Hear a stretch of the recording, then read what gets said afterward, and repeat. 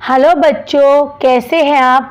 आज हम लोग शुरू करने जा रहे हैं महाराष्ट्र बोर्ड का 3rd स्टैंडर्ड इंग्लिश का लेसन नंबर 13।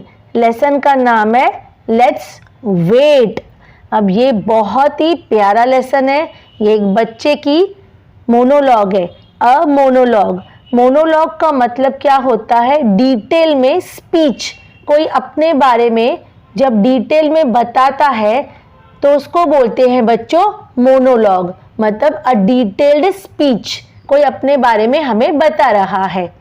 तो शुरू करते हैं। बहुत ही अच्छा लेसन है। When things go against their wishes little children sometimes feel very sad and lonely. मतलब यहाँ पे बता रहे हैं जो छोटे बच्चे होते हैं उनके जो विशेस होती है, अगर विशेस के खिलाफ कुछ होता है, सपोज छोटे बच्चे कुछ चाह रहे हैं और वो चीज़ नहीं होती है, तो वो जो छोटे बच्चे हैं बहुत सैड हो जाते हैं, दुखी हो जाते हैं और उनको लगता है ऐसे कि हम लोग बिल्कुल अकेले हैं, लोनली हैं। ऐसा होता नहीं बच्चों, उनके साथ तो सब होते हैं, बट छोटे बच्चों को क्या लगता है कि हमारी विशेस पूरी नहीं हुई है, पेरेंट्स हमारे विशेस पूरी नहीं कर रहे हैं, हमारा कहना नहीं मान रहे, तो वो बहुत सैड हो जाते हैं और अपने आप को अकेला महसूस करने लग जाते हैं। They don't realize how much the people around them love them. ये जो छोटे बच्चे हैं ना, वो रियलाइज नहीं करते हैं, समझते नहीं है कि उनके जो आसपास में जो उनके पेरेंट्स हैं, ग्रैंड पेरेंट्स हैं, उनसे कितना प्यार करते हैं। उनको ये चीज़ रियलाइज नहीं होती है। ये बच्चों आपके लिए बोला गया है।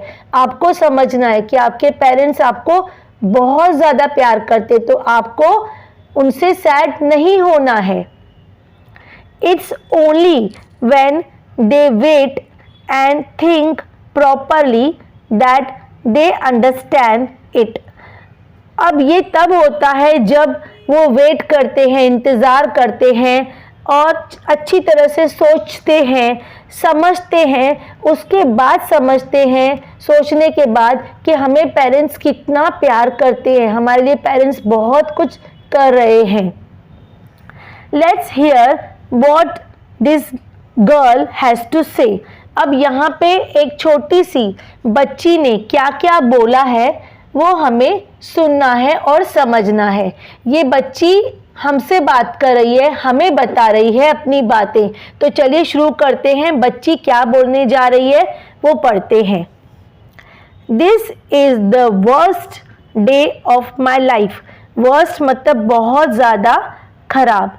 बच्चों यहाँ पे जो छोटी बच्ची है वो बोलने जा रही है कि ये जो दिन है मेरी ज़िंदगी का, मेरी लाइफ का सबसे बुरा, सबसे खराब दिन है। I am feeling very sad. मतलब ये लड़की बोल रही है, छोटी बच्ची, देखिए यहाँ पे कैसे मुंह बनाकर बैठ गई है। तो ये बच्ची जो है हमें बता रही है कि मैं बहुत ज़्यादा सैड फील कर रही हूँ। सैड का मतलब होता है बच्चों दुखी, मतलब मैं बहुत ज़्यादा दुखी फील कर रही हूँ। You may not believe it but I am the saddest person on this earth. अब ये लड़की बोल रही है कि आपको तो विश्वास नहीं आएगा क्योंकि मैं इस धरती की सबसे, मतलब ये जो अर्थ है जिस पे लाखों लोग रहते हैं, वो इतनी जो धरती पे जितने सारे लोग रहते हैं ना, उन सबसे ज़्यादा दुखी मैं हूँ। ये बच्ची बोल रही है, छोटी बच्ची बोल रही है कि मैं इस धरती पे सबसे ज़्यादा दुखी हूँ। आगे पढ़ते हैं। The reason is that nobody loves me. अब ये लड़की बता रही है कि मैं सैड क्यों हूँ, उसका रीज़न बता रही है। रीज़न, कारण। रीज़न का मतलब क्या होता है बच्चों? कारण। अब लड़की बता रही है कारण उसके सैड होने का कि वो सैड क्यों है। क्योंकि वो बच्ची बोल रही है कि नोबडी मतलब कोई भी, लव्स मी मतलब कोई भी उसको प्यार नहीं करता है। I have a family, mummy, daddy, granny and a younger sister. अब ये बता रही है कि मेरी एक फैमिली है, उसमें कौन कौन है? मम्मी है, डैडी है, ग्रैनी, ग्रैनी मतलब grand mother, and a younger sister, younger मतलब छोटी, मतलब ये लड़की बता रही है कि मेरी फैमिली है, उस फैमिली में मम्मी है, डैडी है, ग्रैनी है और मेरी एक छोटी सी बहन है। I have been sitting here behind this sofa for the whole day. अब ये लड़की बता रही है कि मैं आज इस सोफा के पीछे, बिहाइंड का मतलब है बच्चों, बिहाइंड का मतलब होता है पीछे। अब ये लड़की बोल रही है इस सोफा के पीछे मैं पूरे दिन से बैठी हुई हूं, ऐसे लड़की बता रही है। Okay, for the last 8 hours, मतलब फिर बोल रही है नहीं नहीं, ओके ठीक है कि मैं 8 घंटे से बैठी, पहले क्या बोल रही है कि मैं दिन से, पूरा दिन इस सोफा के पीछे बैठी हूं, फिर खुद ही बोल रही है बच्चों कि मैं 8 घंटे से सोफा के पीछे बैठी हूं। All right at least an hour, मतलब बोल रही है ठीक है मैं 1 घंटे से सोफा के पीछे बैठी हूं। At least 10 whole minutes and no one has noticed, फिर बोलती है एटलीस्ट मतलब कम से कम, चलो कम से कम 10 मिनट से इस सोफा के पीछे बैठी हूँ। मतलब पहले इस लड़की ने क्या बोला कि मैं दिन भर से सोफा के पीछे बैठी हूँ, फिर खुद ही बोल रही है कि मैं अरे नहीं 8 घंटे से बैठी हुई हूँ, फिर बोलती है ऑल राइट मैं 1 घंटे से बैठी हूँ, फिर बोलती है एटलीस्ट 10 मिनट से तो बैठी ही हुई हूँ। मतलब वो लड़की खुद से ही बराबर बता नहीं पा रही है, मतलब वो बहुत बड़ा चढ़ा के बता रही है, पहले दिन भर बोल रही है, फिर 8 घंटा, फिर 1 घंटा। एक्चुअली वो लड़की बच्चों सिर्फ 10 मिनट से बैठी थी, पर वो 10 मिनट इतनी दुखी थी कि उसको लग रहा था कि ये पूरा दिन हो गया है और वो दुख में ऐसे बात कर रही थी। They are all interested only in my sister, मतलब वो सब, दे मतलब यहाँ पे फैमिली से है, मतलब मम्मी डैडी ग्रैनी, वो सब जो है इंटरेस्टेड मतलब उनका जो चाव है, इंटरेस्टेड मतलब उनका जो चाव है, उनका जो लगाव है वो सब मेरी छोटी बहन के साथ है। मतलब इस लड़की को क्या लग रहा है कि जो मेरे पेरेंट्स है और जो मेरी ग्रैनी है उन सबको मेरी छोटी बहन से ही प्यार है। Even when she cries for no reason they all rush to her, pick her up and give her whatever she wants। अब यहाँ पे ये जो छोटी लड़की देखो रूठ कर बैठी है और क्या बता रही है कि मेरी छोटी बहन जो रोती है ना, नो रीज़न मतलब बिना किसी कारण के वो रो रही है, तो भी मेरे पेरेंट्स भाग के जाते हैं उसके पास, उसको उठाते हैं, उसको सहलाते हैं, उसको सब कुछ वो देते हैं, जो वो चाहती है वो उसको सब कुछ दे देते हैं। I should really go away and live in some interesting places, बोलती है मुझे सच में जाना चाहिए और रहना चाहिए इंटरेस्टिंग, कुछ अलग जगहों पे, जो इंटरेस्टिंग जगह है उस पे अलग से जाके चले जाना चाहिए और रहना चाहिए। I think I will become a hermit and wander in the mountains and forest, वो बोल रही है छोटी लड़की, ये वाली लड़की जो उधर बैठी है वो बोल रही है मुझे लगता है, मैं सोच रही हूँ कि मैं हर्मिट बन जाऊँ, हर्मिट मतलब साधु संत, एंड वेंडर, वेंडर मतलब भटकना, मैं भटकूँ, किधर भटकना चाहती है, घूमना किधर चाहती है, माउंटेन्स एंड फॉरेस्ट। ये लड़की बोल रही है कि मैं सोच रही हूँ कि मैं हर्मिट बन जाऊँ और फिर जंगलों में पहाड़ों में घूमूँ। I will eat the fruits on trees and make friends with birds and animals, बोलती है कि मैं अगर जाऊंगी जंगल में, माउंटेन्स में जाऊंगी तो मैं खाऊंगी, फ्रूट्स खाऊंगी, जो ट्रीज पे उगते हैं वो फ्रूट्स खाऊंगी और बर्ड्स को, एनिमल्स को अपना दोस्त बनाऊंगी। तो ये लड़की क्या सोच रही है कि मैं जंगलों और पहाड़ों में जाऊं और वहाँ पे फ्रूट्स खाऊं और फिर एनिमल्स को, बर्ड्स को अपना दोस्त बनाऊं। देखिए क्या क्या सोच लिया थोड़ी देर में इस लड़की ने।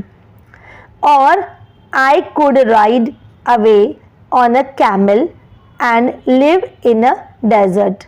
अब वो लड़की बोलती है या मैं कैमल पे चढ़ के, राइड मतलब चढ़ के जाना, राइड अवे का मतलब है बच्चों, ये देखिए राइड अवे का मतलब है चढ़कर जाना।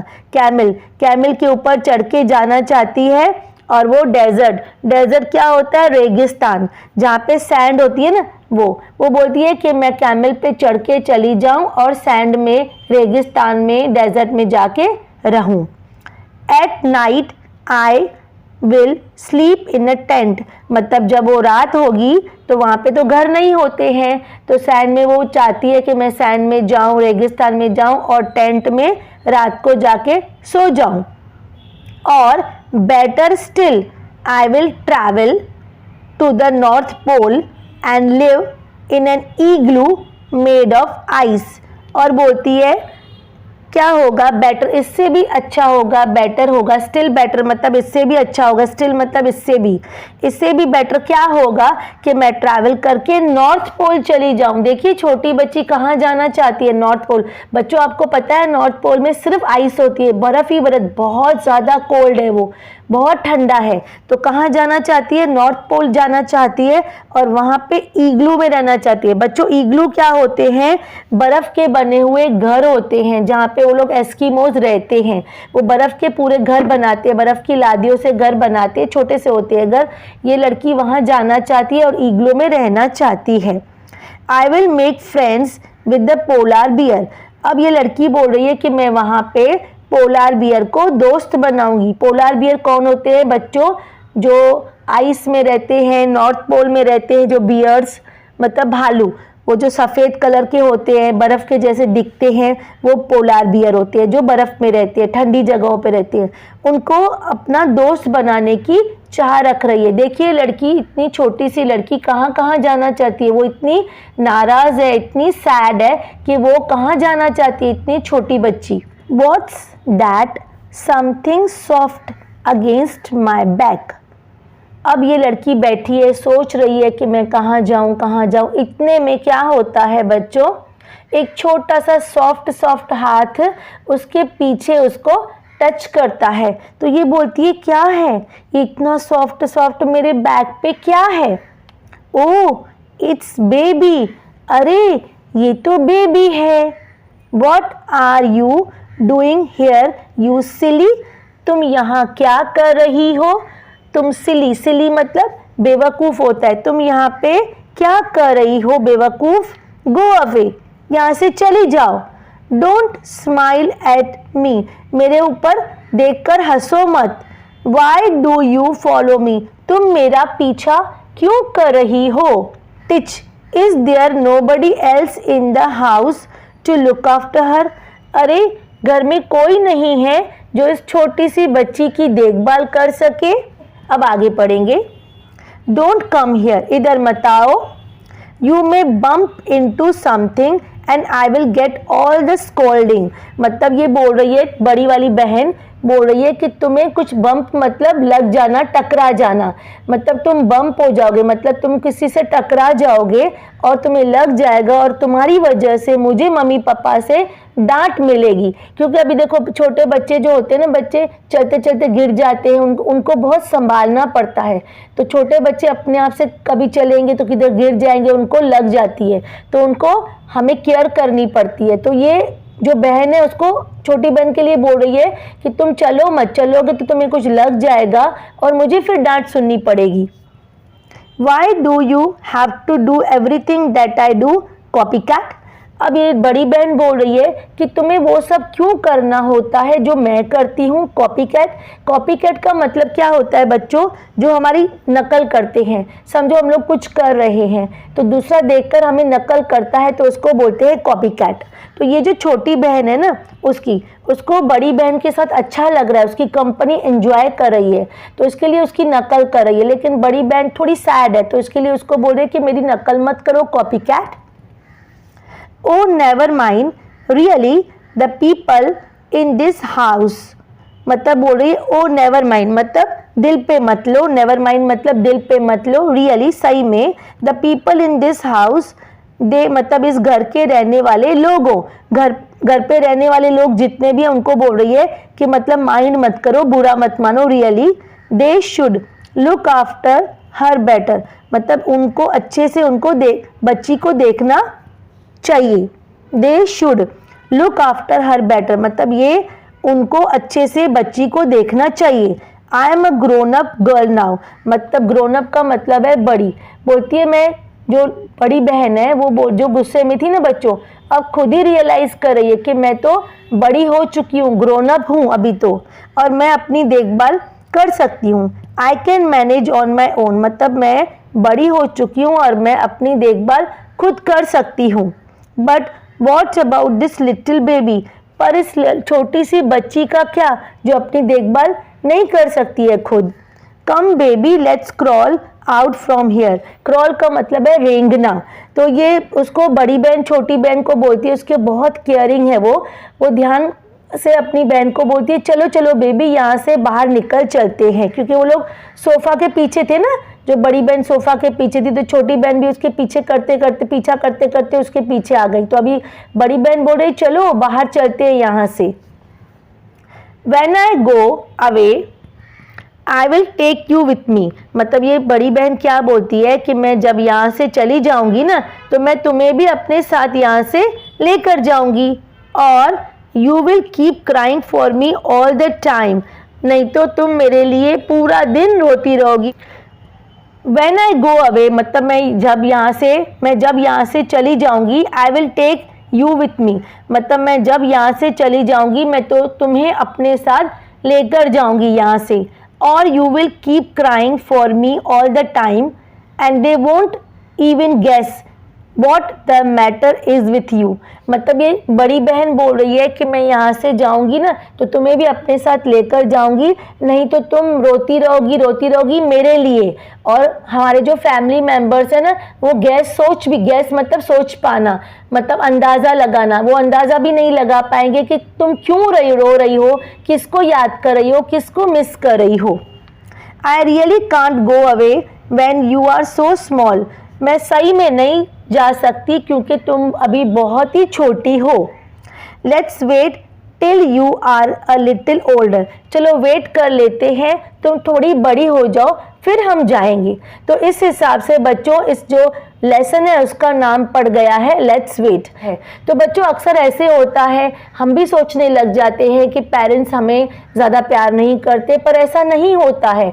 जो हमारे छोटे होते हैं ना भाई बहन, उनको थोड़ी केयर की ज़्यादा ज़रूरत होती है। क्यों? क्योंकि वो बहुत छोटे होते हैं तो उनके लिए ज़रूरी है उनकी ज़्यादा देखभाल करना, अदरवाइज़ उनको कुछ चोट लग जाएगी। तो ये हमें सब समझना है। जैसे इस लड़की ने भी समझ लिया, एक्चुअली वो अपनी बहन से बहुत प्यार करती थी, वो बहुत केयरिंग थी बहन के बारे में, इसके लिए तो बोल रही थी ना कि चलो यहाँ से चलते हैं और मैं तुम्हें लेकर जाऊंगी। ये सब चीज़ें बता रही है कि वो जो लड़की थी अपनी बहन से कितना प्यार करती थी और उसने लास्ट में रियलाइज़ कर लिया कि मेरे जो पेरेंट्स उसकी देखभाल कर रहे हैं वो सही है।